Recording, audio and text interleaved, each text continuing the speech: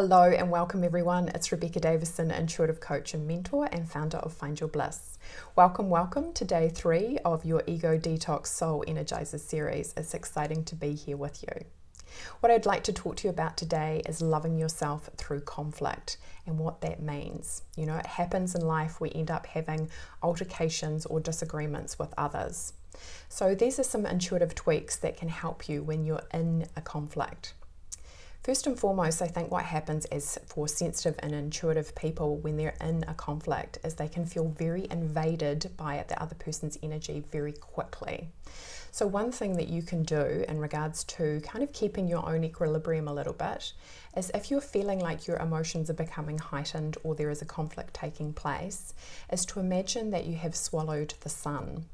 Now what you do is just imagining it going down through your throat and landing in the solar plexus like a huge ball of sunlight, and it's just radiating out from your body.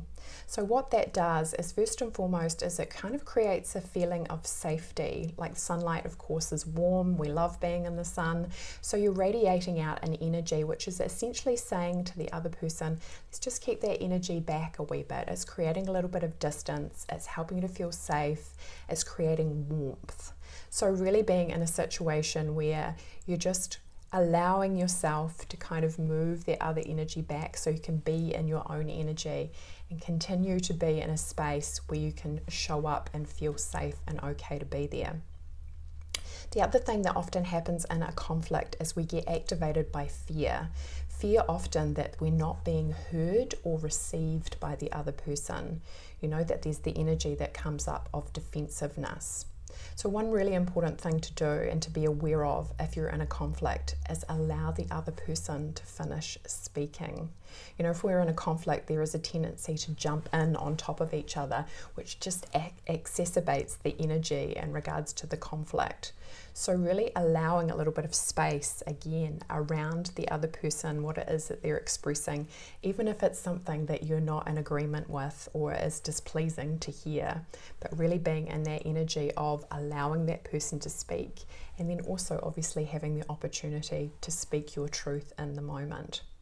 Another really important thing to do is to be in the energy of your feelings.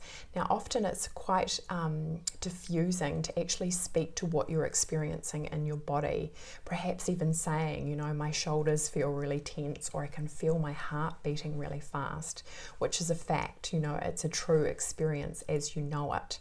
But when you're offering that into the argument, it can be a situation where it just moves the energy slightly in regards to that this is an actual physical reaction that you're having to that experience.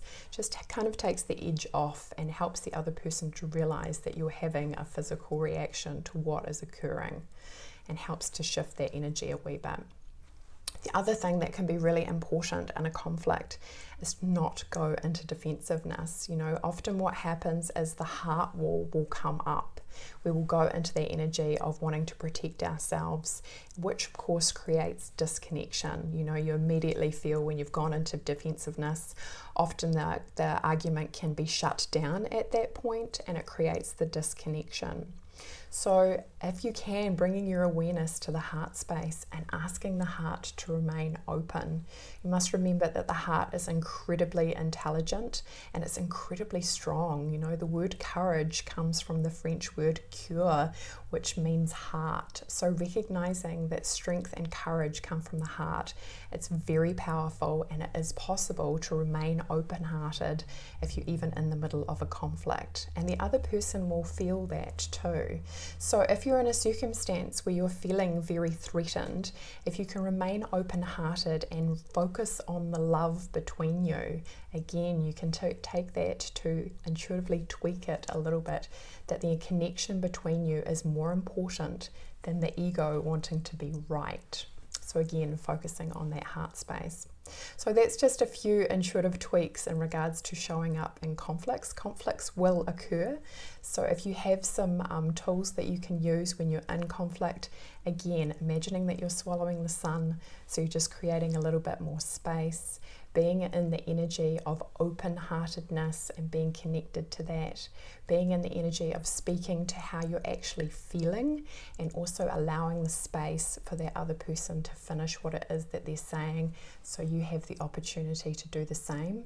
I'm sure all those intuitive tweaks will help you immensely the next time you find yourself in a conflict. It takes a real level of awareness to be able to show up, but it's also a huge measure of your own personal growth to be able to show up when the energy is not so good, rather than when it's high, bright, and easy.